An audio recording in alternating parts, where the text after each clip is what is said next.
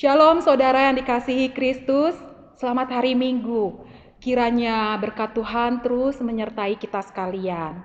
Hari ini, Minggu tanggal 2 Agustus 2020, kita akan melaksanakan ibadah bersama-sama di tempat kediaman kita masing-masing.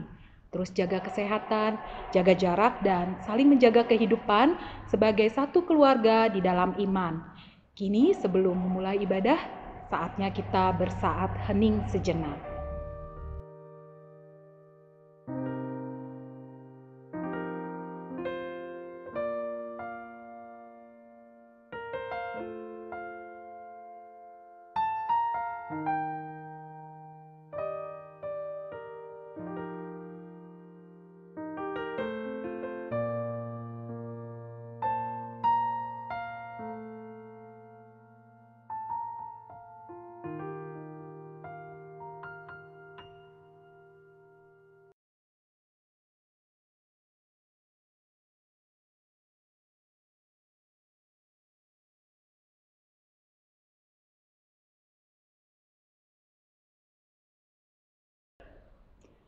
Kini ibadah siap dimulai. Dengan bangkit berdiri, kita menghadap kehadirat Tuhan yang Maha Agung. Tuhan selalu beserta dengan kita. Dalam keadaan apapun, Dia beserta dengan kita. Mari kita menyanyikan dari Kidung Jemaat 21, ayat 1 dan 2, Hari Minggu, Hari yang Mulia.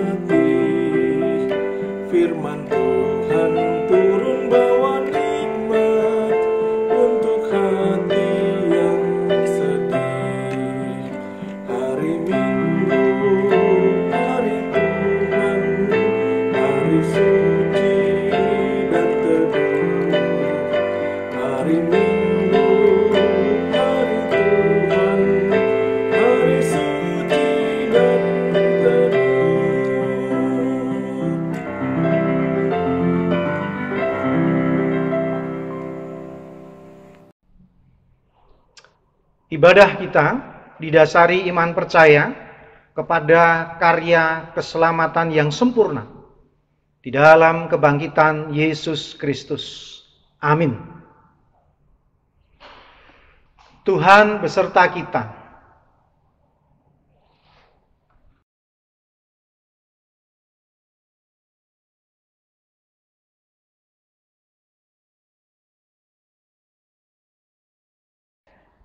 Tema ibadah minggu ini adalah Sang Pembebas. Tema ini bertujuan agar umat memahami bahwa Yesus datang bukan hanya membebaskan orang yang kerasukan setan, melainkan juga membebaskan stigma bahwa orang tersebut, bahkan masyarakat di sana tidak layak mendapat anugerah Tuhan. Umat yang sudah menerima pembebasan mendapat tugas memberitakan kebebasan tersebut dan menjadi pembebas. Kita akan menyanyikan pujian Kidung Jemaat 339 ayat 1 sampai 3, Maju Laskar Kristus.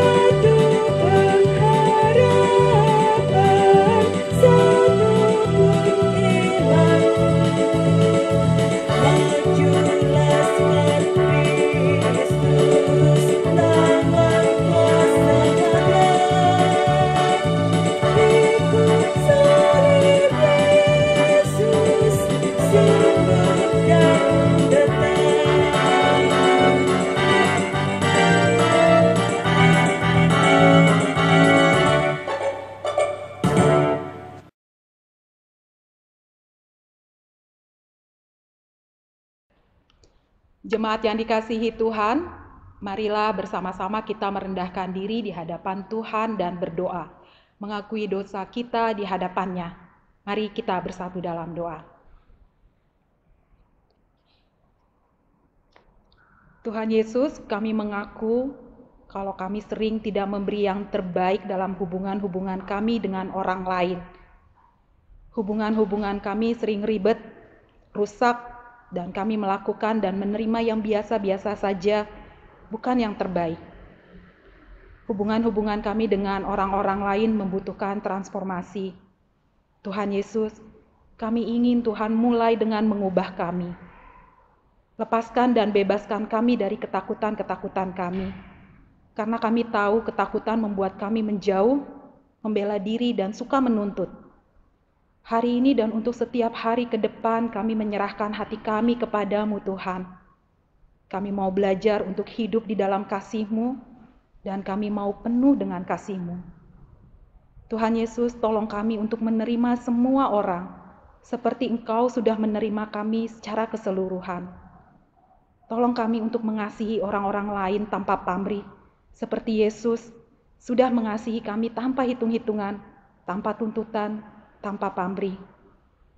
Tolonglah kami Tuhan untuk mengampuni orang-orang lain secara total, seperti Yesus mengampuni kami secara total dan sudah melupakan kesalahan-kesalahan yang telah kami buat. Tolonglah kami untuk mengulurkan anugerah dan belas kasihan kepada semua orang. Tolonglah kami Tuhan agar berani menunjukkan iman dan kepercayaan kami kepada semua orang yang di sekeliling kami.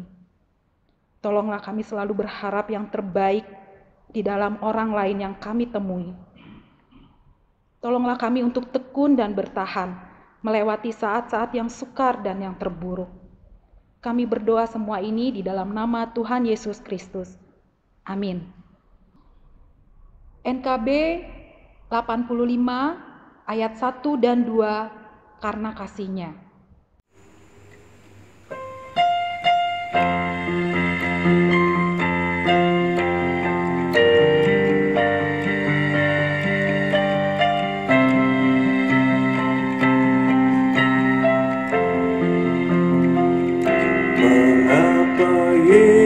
Yesus turun dari surga, masuk dunia gelap penuh celah, berdoa dan bergumul dalam taman, cawan pahit pun diterimanya. Mengapa Yesus menderita didera dan mahkota duri pun dipakainya? Mengapa Yesus mati bagi saya? Kasih-Nya, ya karena kasih-Nya.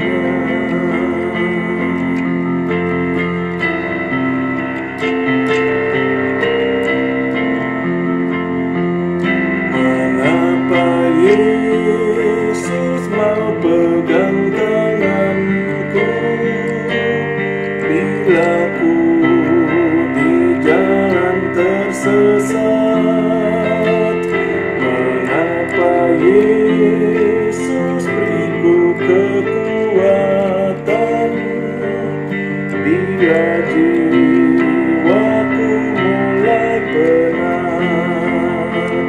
Mengapa Yesus mau menanggung dosaku? Beriku damai serta sukacitanya. Mengapa Dia mau melindungiku? Kasih-Nya, ya karena kasih-Nya.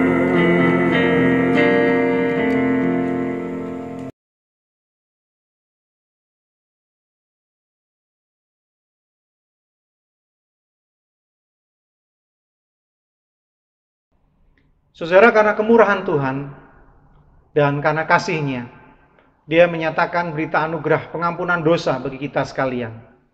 Yang pada saat ini saya bacakan dari 1 Yohanes pasalnya yang kelima ayat 11 dan 12.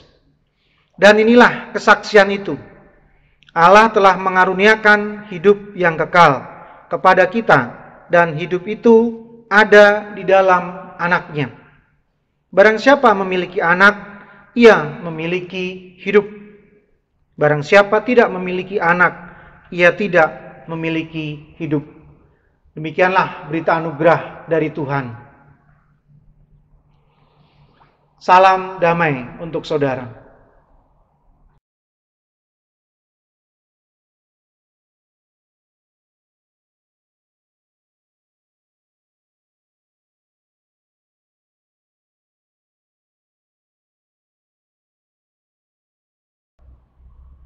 NKB 21 ayat 1 sampai 3 diberikan kidung baru.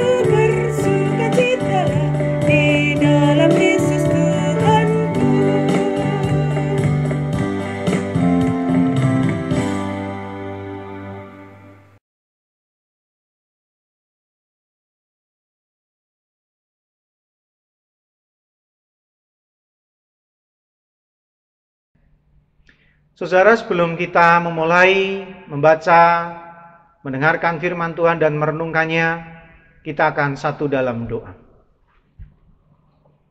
Saatnya firman-Mu menjadi perhatian dalam hidup kami. Saatnya firman-Mu memberkati hidup kami, memperlengkapi kami semua dalam menjalani kehidupan ini. Bagai terang, firman-Mu akan menuntun kami ke dalam kebenaran. Berkati hamba-Mu ini yang dalam keterbatasan dan kekurangan. Pakailah sebagai saluran kebenaran firman-Mu. Tuhan beritakanlah, Tuhan nyatakanlah firman-Mu. Kami siap mendengarkannya. Amin.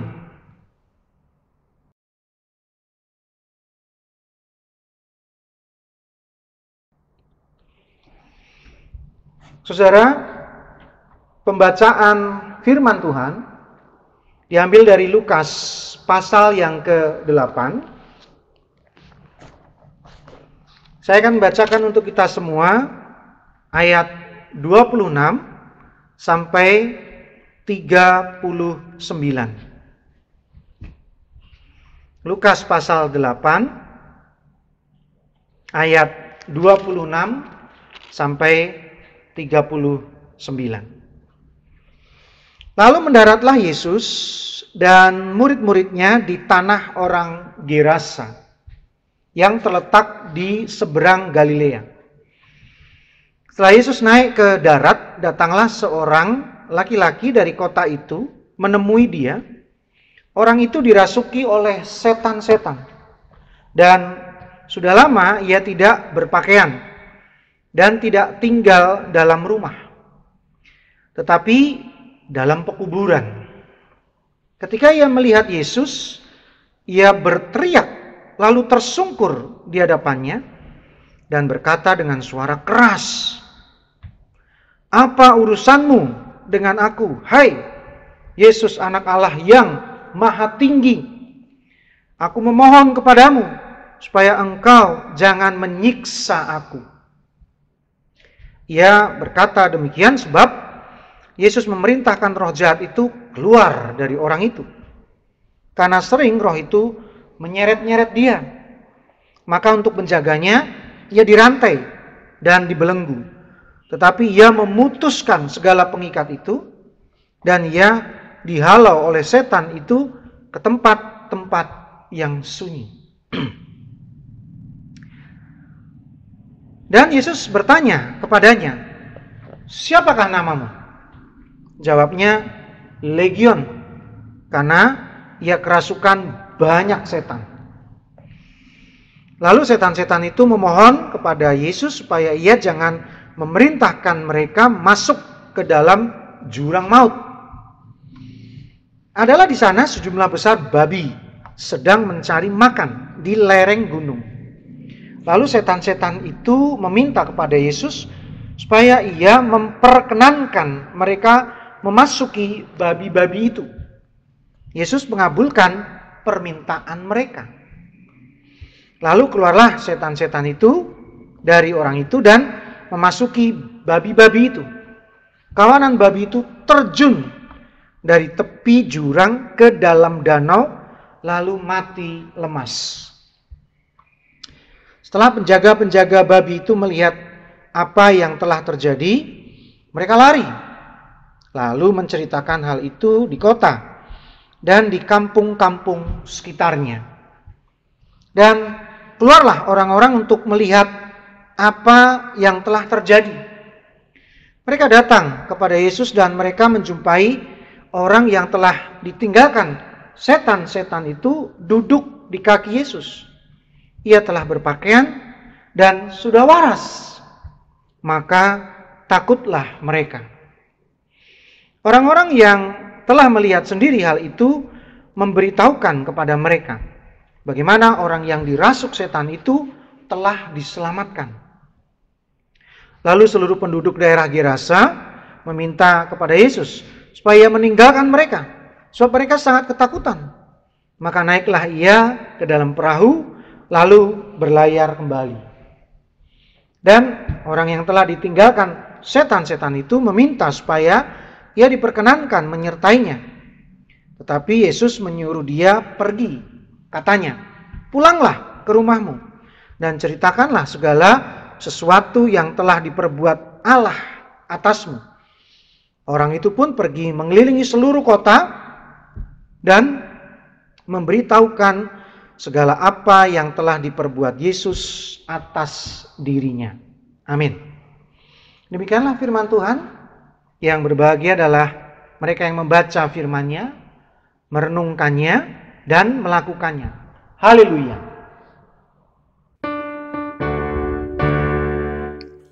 Haleluya, haleluya, haleluya.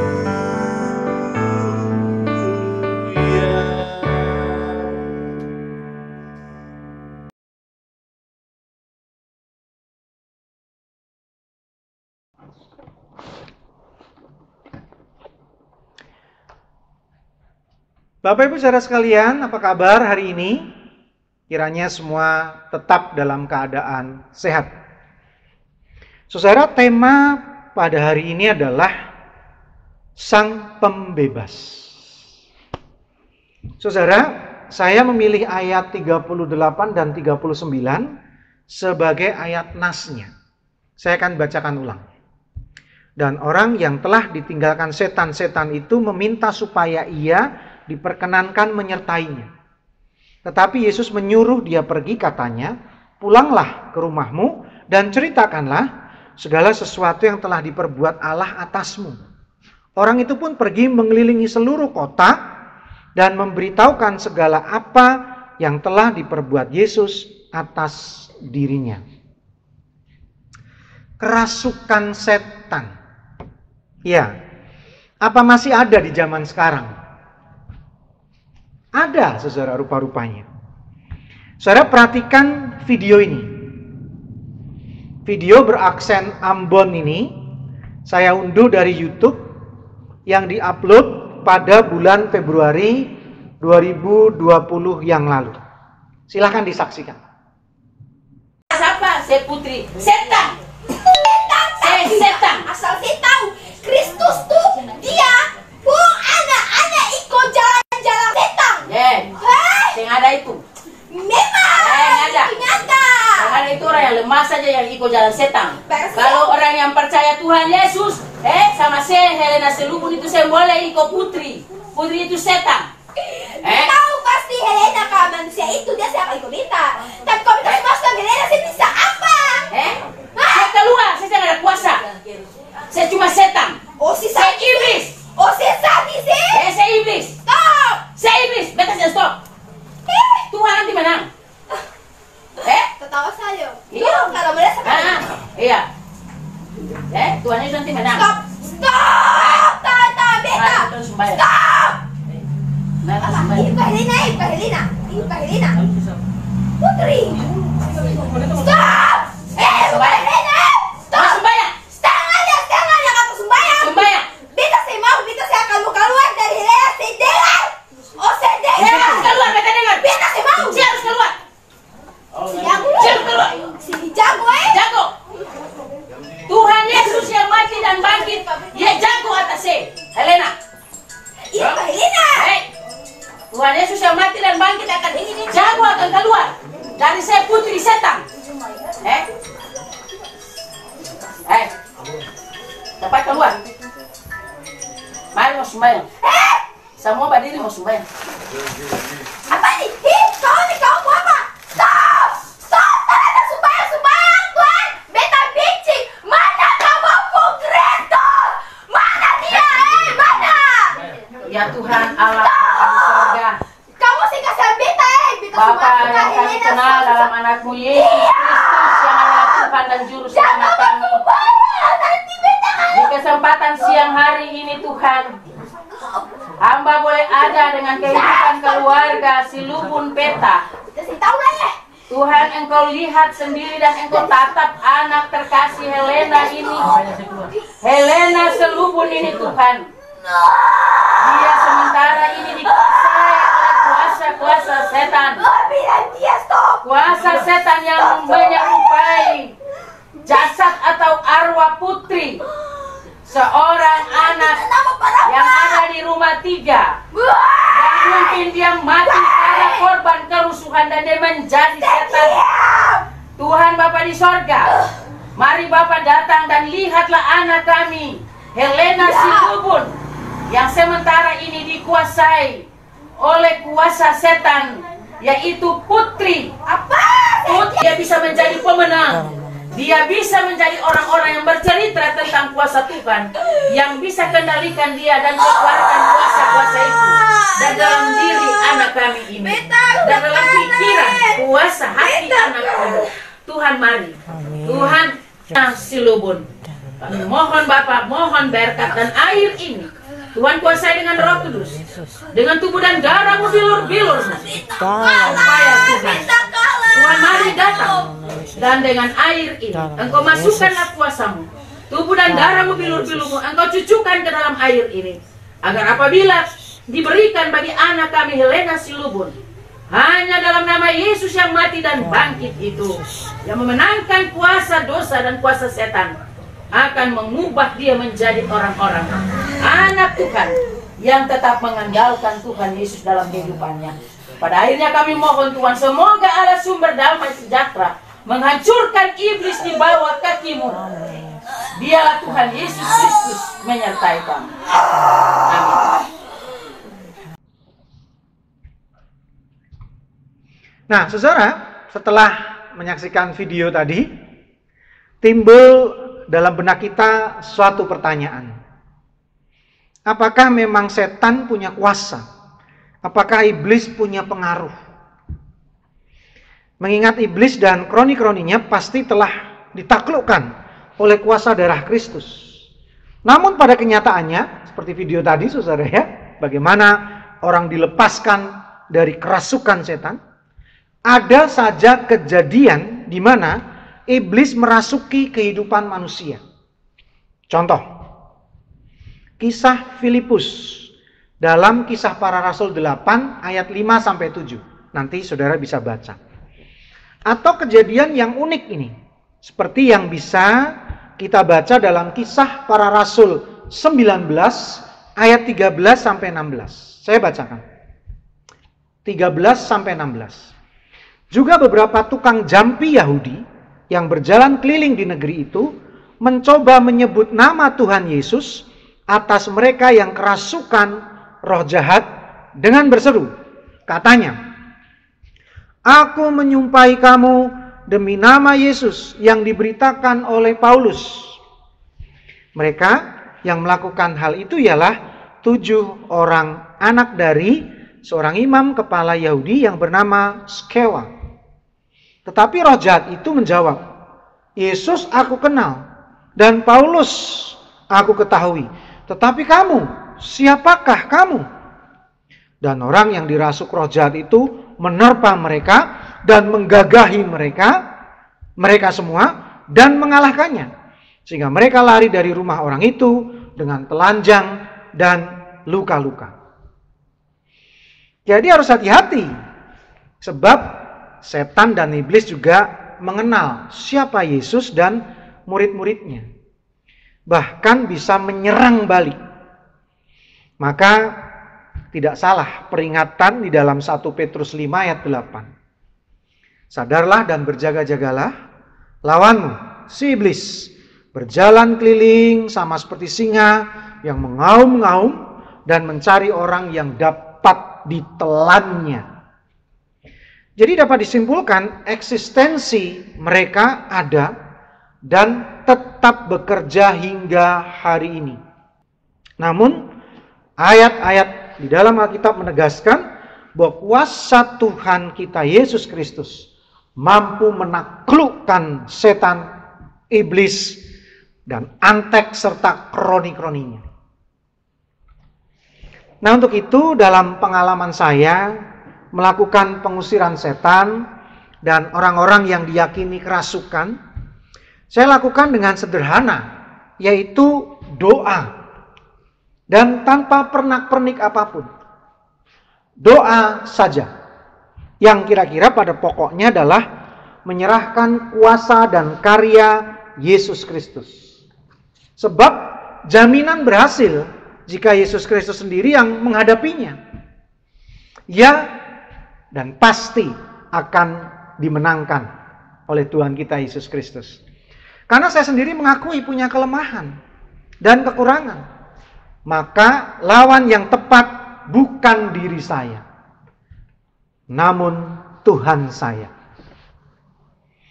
Saudara, untuk itu saya meyakini mengusir setan itu mudah, gampang, beriman teguh dan beres. Lalu apa yang sulit?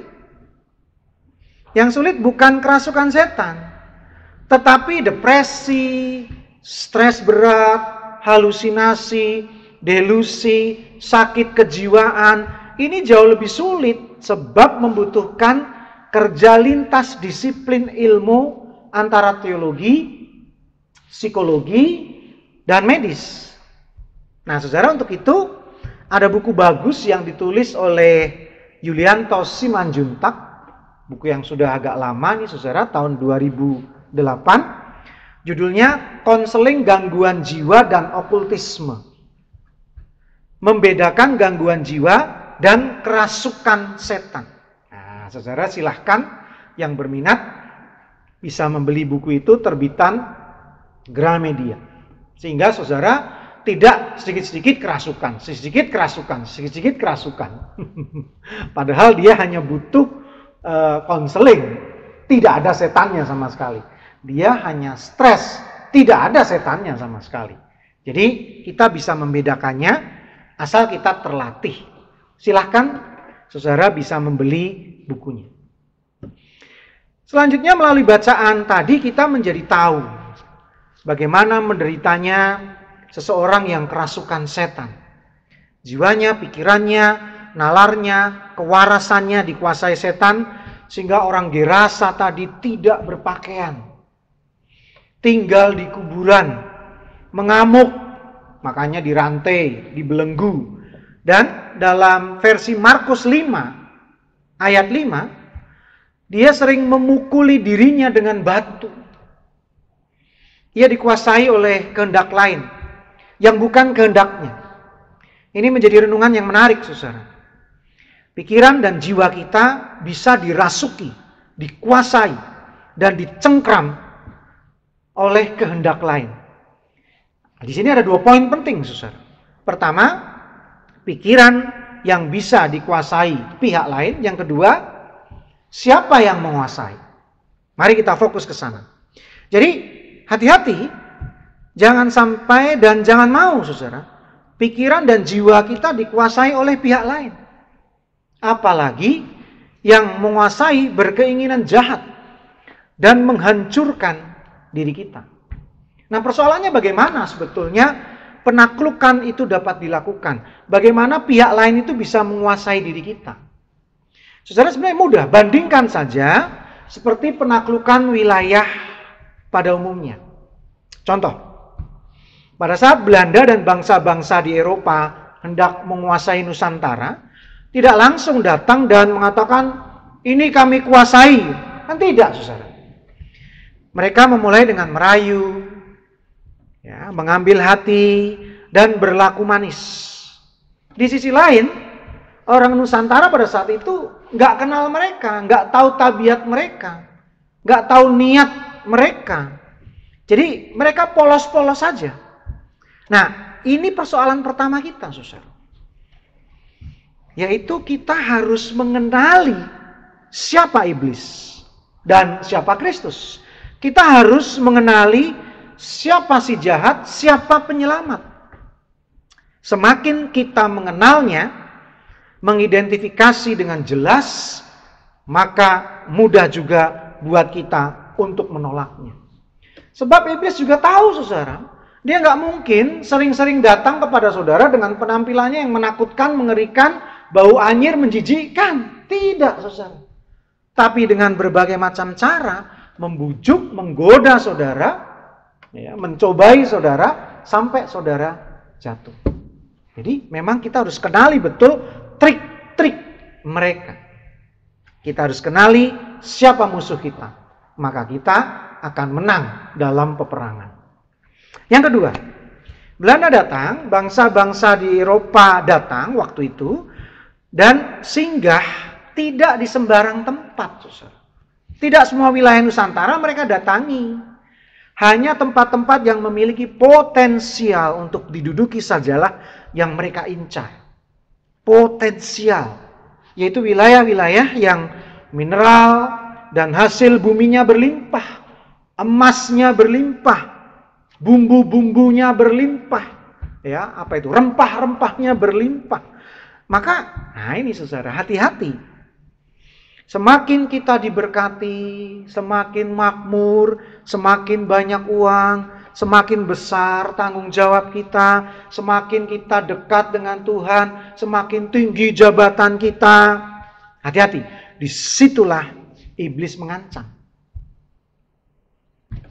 Saudara masih ingat, saya pernah mengatakan tentang gambaran iblis seperti singa, ya, seperti yang tertulis di atas itu tadi, yang kita baca dari 1 Petrus pasalnya yang ke-5 ayatnya yang ke-8.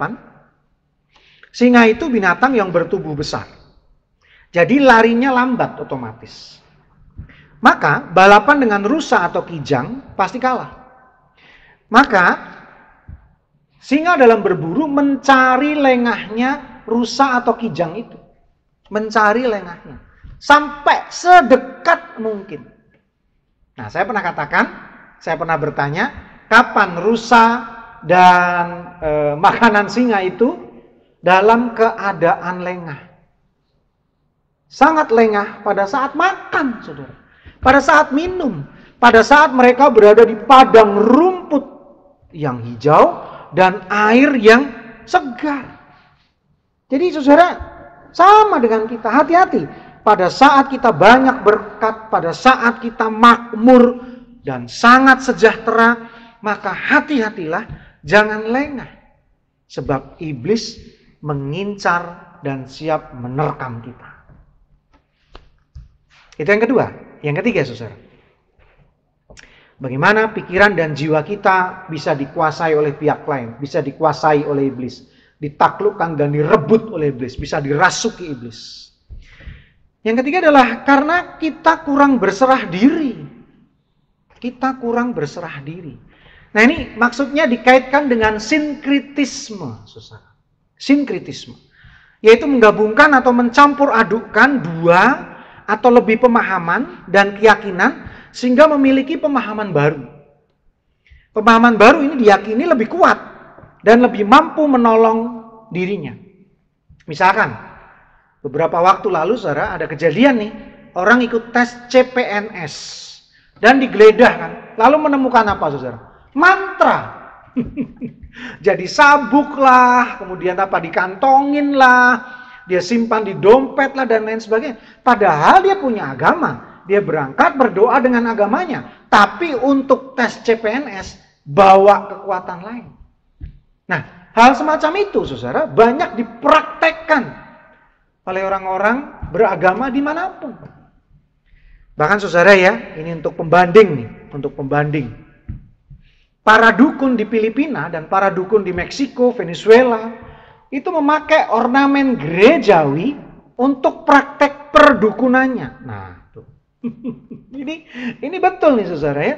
Jadi mereka menggabungkan antara budaya kekristenan dicampur aduk sehingga menjadi Kristen yang baru, Kristen yang berbeda, Kristen plusnya setan. Aduh, itu memang udah jadi membingungkan, saudara. Kita lanjutkan. Padahal, saudara ya, kenapa orang sampai mau sinkritisme semacam itu? Jika kita perhatikan dalam perikop ini ada pengakuan yang penting dari pihak iblis. Perhatikan ayat 28.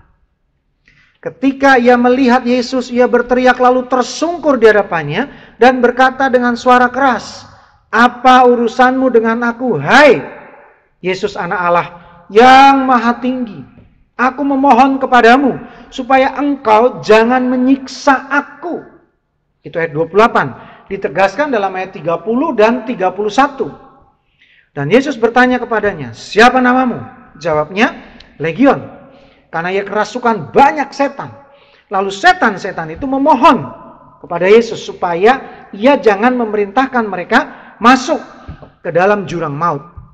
Jelas, di sini iblis saja kecut, gentar kepada Yesus. Lah kok banyak manusia malah percaya dengan kuasa iblis, padahal dia sudah Kristen. Bahkan gak cuma Kristen, bisa saja dia majelis, bisa saja dia penatua. Saudara nih, cerita-cerita dari teman-teman yang ada di gereja-gereja suku, di kampung-kampung, di desa-desa, kekristenannya campur aduk semacam ini, saudara. Bahkan dukunnya itu majelis, dukunnya itu sintua, penatua, waduh, sesepuh gereja, aktivis, dan lain sebagainya. Ini sangat memprihatinkan. Bapak Ibu Saudara sekalian, hal penting lainnya yang akan kita renungkan melalui tema dan bacaan kita hari ini adalah peristiwa di atas satu-satunya pengusiran setan dalam kitab Injil di mana setan membantah Yesus. Dalam kenyataannya setan-setan itu melakukannya setelah Yesus memerintahkan mereka untuk meninggalkan orang yang kerasukan. Mereka tidak ingin disiksa, yaitu dilempar ke neraka. Bantah, nawar. Aneh juga ini ya.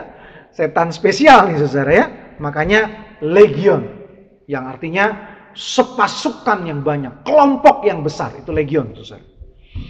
Mengapa setan-setan itu memintanya, mengatakannya? Pertama, bangsa Yahudi mengajarkan bahwa para setan itu memang bebas menyiksa manusia sebelum penghakiman terakhir. Nah, ini sumbernya dari buku-buku orang Yahudi, saudara. Jubile, pasal 10, 1 Henok, pasal 15 dan 16 dan seterusnya. Itu kitab-kitab tambahan mereka. Yang kedua, munculnya Yesus dan kuasanya untuk mengusir mereka seolah-olah membuat Yesus memulai penghakiman akhir itu terlalu cepat. Itulah sebabnya izin untuk memasuki babi-babi itu merupakan pengakuan bahwa penghakiman terakhir itu belum terjadi, belum saatnya. Para setan masih bebas untuk melakukan pekerjaan pengerusakan. Meskipun demikian, Yesus tidak akan tinggal diam saat iblis ini berulah khususnya kepada umatnya. Dalam kisah ini tidak terkesan bahwa Yesus dikendalikan dan diperdaya memang. Dia tetap merupakan anak Allah yang berdaulat dalam membebaskan orang yang kerasukan setan itu.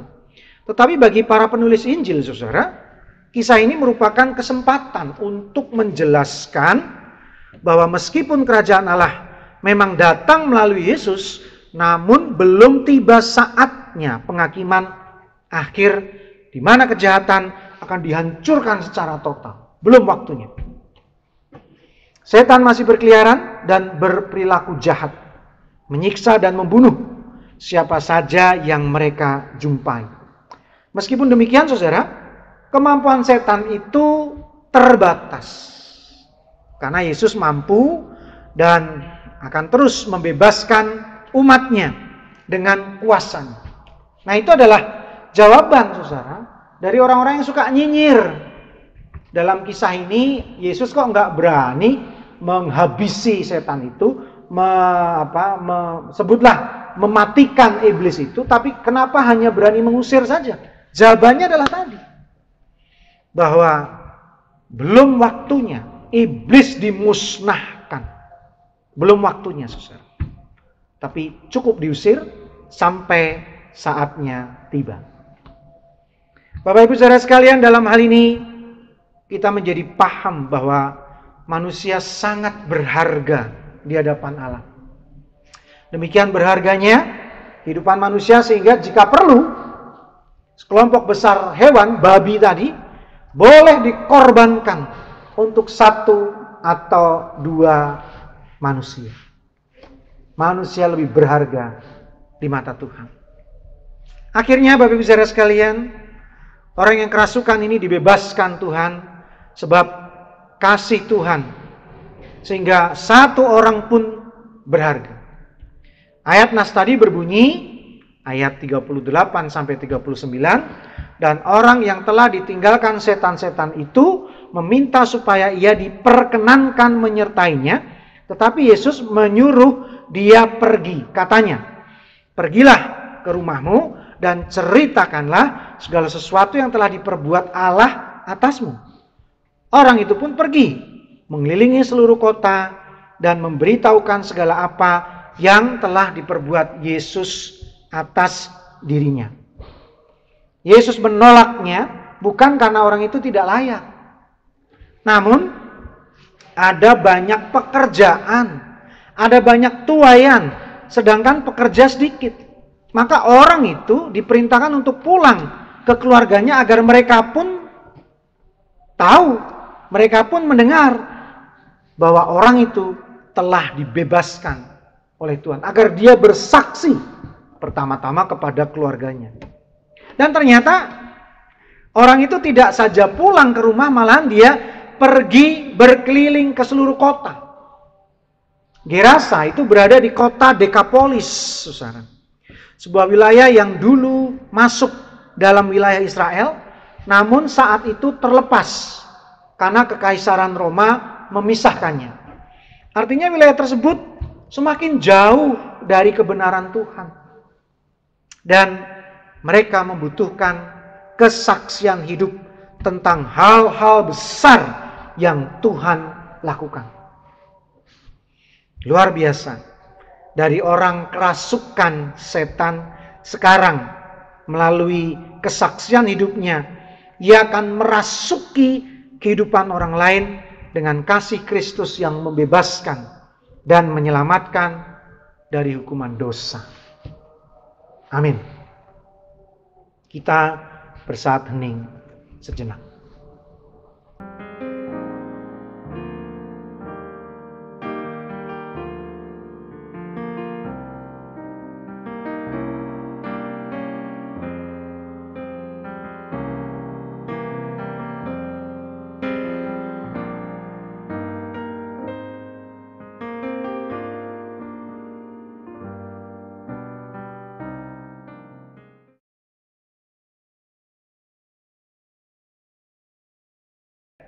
Saudara, tiba saatnya kita akan melaksanakan pelayanan pengakhiran jabatan penatua.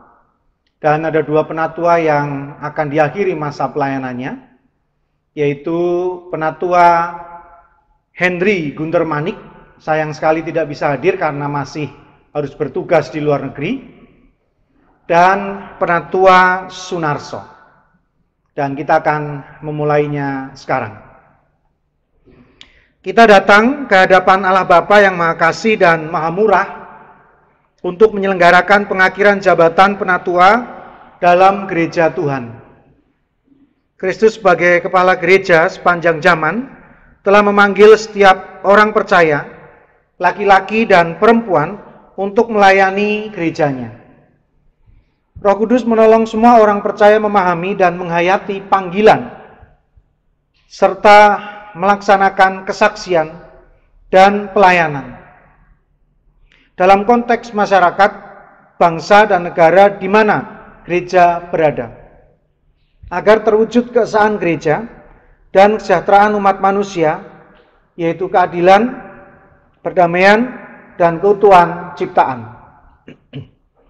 GKI berada dalam suatu tradisi di mana Allah memanggil dan memberdayakan para pendeta dan penatua untuk memimpin gereja dalam menjalankan misinya di tengah dunia sebagai peran serta gereja dalam misi Allah. Sebab itulah kita telah bersama-sama menjalani proses dan pergumulan sehingga pada hari ini kita dapat melaksanakan pengakhiran jabatan penatua. Para penatua dipanggil untuk pembangunan tubuh Kristus. Mereka membangun jemaat dalam iman, pengharapan, dan kasih. Mereka mendorong dan memimpin jemaat melaksanakan misi gereja sebagai peran serta dalam perwujudan misi Allah. Mereka melayani dengan membangun kehidupan spiritual jemaat, menjaga pengajaran gereja dengan ajaran yang sehat, dan melaksanakan perkunjungan pastoral kepada anggota untuk berbagi suka dan duka, menghibur yang susah, menguatkan yang lemah, membalut yang terluka, mencari yang terhilang dan tersesat, serta menolong yang sakit dan yang menghadapi kematian. Dan kini mereka telah menjadi teladan iman, berjuang untuk perdamaian, keadilan, dan keutuhan ciptaan, berjuang untuk keesaan gereja dan keesaan umat manusia, serta berjuang menantikan penggenapan kerajaan Allah.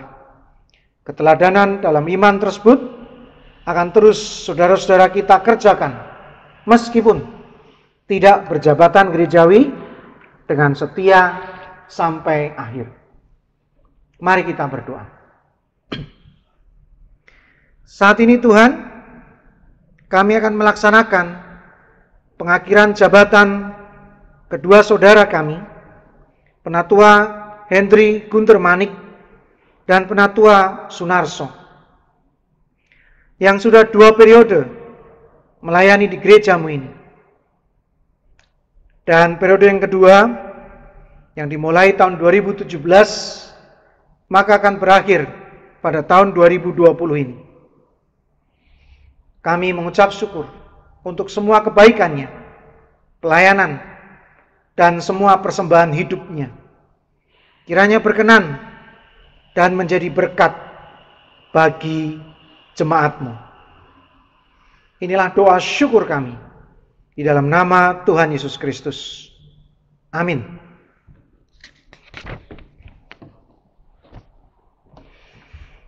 Saudara yang disebutkan namanya, dipersilakan bangkit berdiri dan menuju ke atas mimbar. Penatua Sunarso.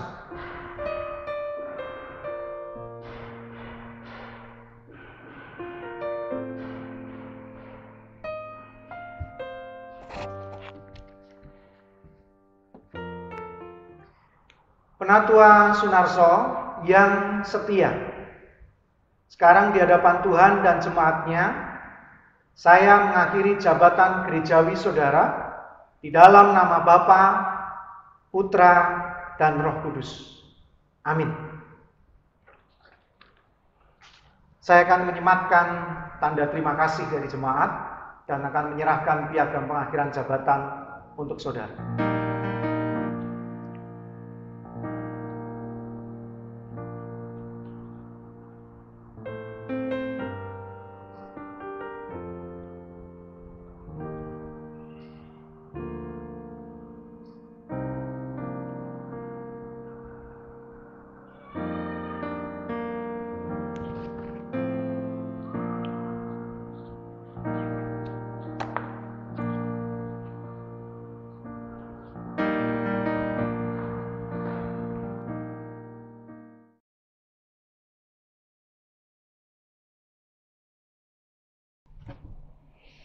Saudara, mari kita bersatu hati, kita berdoa bersama.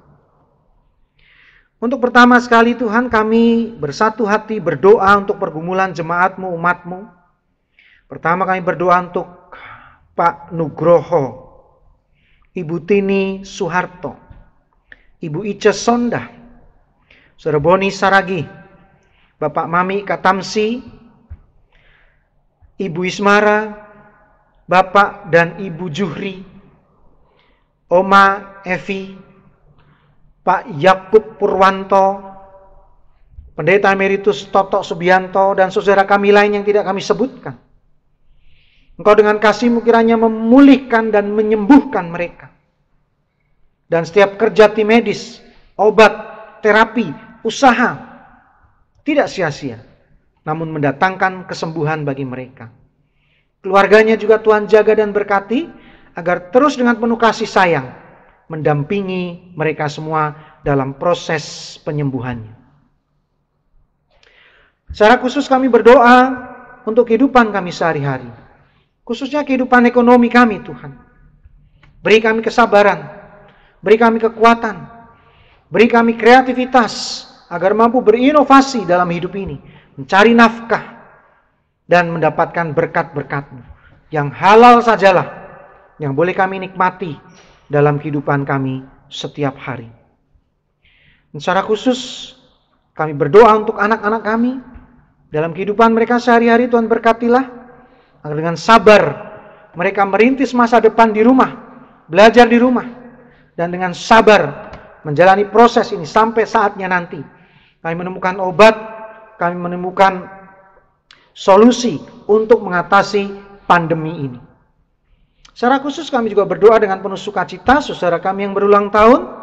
Berkatilah mereka yang berulang tahun pada minggu ini, dalam bulan ini, sukacita melimpah dalam hidup mereka. Secara khusus kami berdoa untuk gerejamu ini dengan berbagai aktivitas yang ada, khususnya panitia pembangunan. Tuhan berkati yang hampir menyelesaikan tugas dan tanggung jawabnya. Terus Tuhan cukupkan kebutuhan-kebutuhan mereka. Juga media center yang dengan luar biasa menyajikan ibadah-ibadah online ini. Berkatilah setiap orang yang melayani di sana. Tuhan curahkan kasih-Mu, Tuhan cukupkan kehidupannya, dan dengan penuh sukacita kami terus mendoakan agar mereka sehat selalu, dan melaksanakan tugas pelayanannya semakin luar biasa. Secara khusus majelis jemaat, pendeta, penatua, juga aktivis gerejamu ini, semua Tuhan berkati mereka dan keluarga mereka dan kehidupan mereka sehari-hari. Secara khusus kami berdoa untuk negeri dan bangsa kami. Tuhan berkatilah para pemimpin kami, agar mereka bekerja dengan luar biasa dan terutama takut akan Tuhan. Inilah sebagian doa-doa kami, permohonan dan pengharapan kami yang kami ingin sempurnakan di dalam doa Bapa kami yang kami nyanyikan.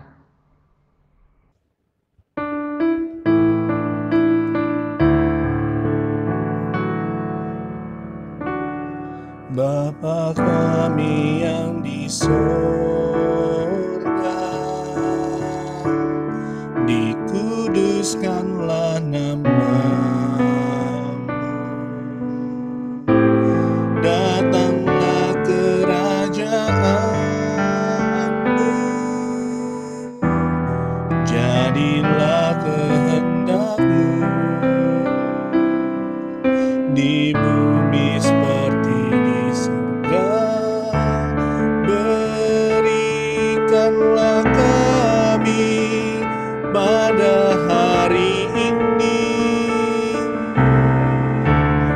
makanan kami yang secukupnya, dan ampunilah kami akan kesalahan kami, seperti kami juga mengampuni orang yang bersalah kepada kami. Dan janganlah membawa kami ke dalam pencobaan, tetapi lepaskanlah kami daripada yang jahat, karena Engkaulah yang empunya kerajaan dan kuasa dan kemuliaan sampai selama-lamanya.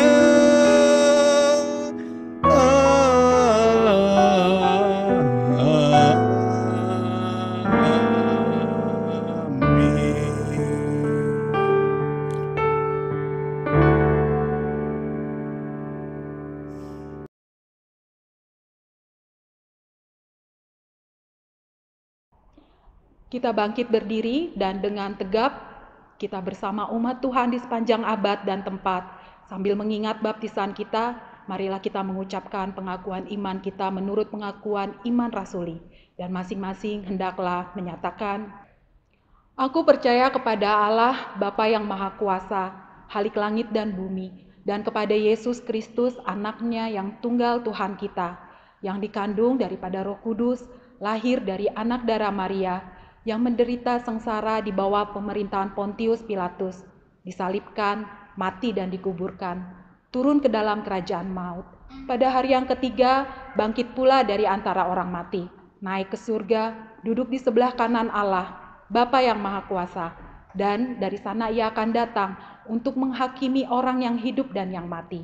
Aku percaya kepada Roh Kudus, gereja yang kudus dan am, persekutuan orang kudus, pengampunan dosa, kebangkitan orang mati, dan hidup yang kekal. Amin.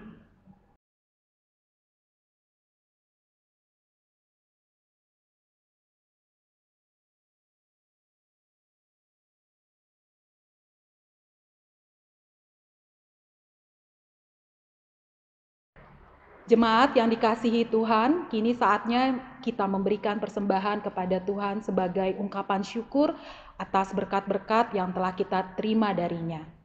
Persembahan dapat ditransfer ke nomor rekening GKI Bintaro sebagaimana tertera pada layar atau warta gereja jemaat. Bagi jemaat yang karena satu dan lain hal tidak dapat mentransfer dan menginginkan persembahannya diambil di rumah, dapat menghubungi pengurus wilayah masing-masing atau kantor gereja untuk pengaturan waktu pengambilan. Untuk lebih jelasnya dapat dibaca di Warta Jemaat. Dasar persembahan kita terambil dari Mazmur 96 ayat 8. Berilah kepada Tuhan kemuliaan namanya, bawalah persembahan dan masuklah ke pelatarannya. Berdasarkan ayat tersebut, marilah kita memberikan persembahan syukur untuk kemuliaan Tuhan atas semua kebaikannya. Selain itu, persembahan saudara adalah dukungan terhadap gereja Tuhan dalam melaksanakan persekutuan, kesaksian, dan pelayanan. Marilah kita menyanyikan pujian NKB 132 ayat 1 dan 3. Bersukacitalah yang halis hatinya.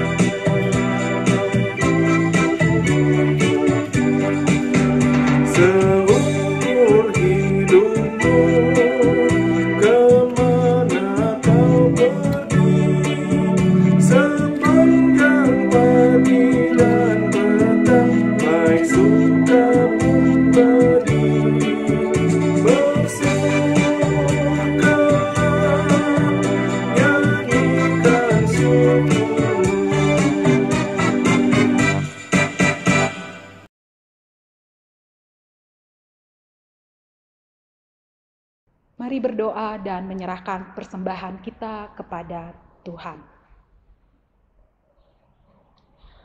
Bapa kami yang ada di dalam kerajaan surga, kami mengucap syukur terima kasih atas berkat-Mu yang melimpah Tuhan, yang Engkau berikan dan sediakan untuk kami. Kami mengucap syukur berterima kasih untuk tangan kasih pemeliharaan-Mu bagi setiap kami. Kami juga bersyukur memiliki Allah seperti Engkau, Allah yang baik, Allah yang setia, Allah yang penuh, yang selalu ada buat kami. Bapa, saat ini kami membawa persembahan kami kepadamu. Sucikan dan kuduskan persembahan kami, agar persembahan kami dapat dipakai untuk memperluas kerajaan-Mu. Kami percaya Engkau memberkati setiap umat-Mu. Berkati keluarga demi keluarga, setiap pekerjaan dan usaha, Engkau yang menolong sehingga apa yang kami kerjakan berhasil dan boleh senantiasa untuk kemuliaan nama-Mu. Terima kasih Bapa untuk kemurahan-Mu.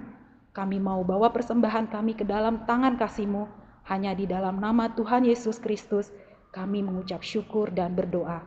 Amin.